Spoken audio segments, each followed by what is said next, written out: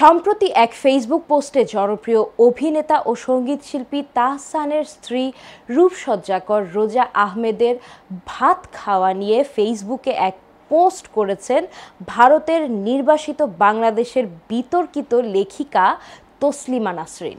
রোববার official Facebook পেজে তসলিমা লিখেছেন, কি মুশকিল, ফেসবুক অন করলেই দেখি তাহসানের নতুন বউ বিরাট বড় বড় হা করে ভাত খাচ্ছে, মুখের ভিতর হাত দিয়ে ভাত ঢোকাচ্ছে তো ঢোকাচ্ছেই। তসলিমা এরপর লেখেন, এত ভাত খেলে আমার ওজন 200 কিলো হয়ে যেত।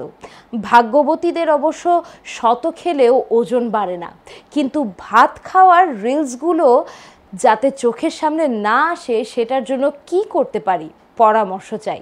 মূলত রোজার ছিপছিপে গড়নের দিকে ইঙ্গিত করেই আপত্তিকর ভাষায় এই পোস্ট করেন তসলিমা। পোস্টটি দেখে অনেকেই তার অনুপযুক্ত শব্দ চয়নের জন্য সমালোচনা করেন।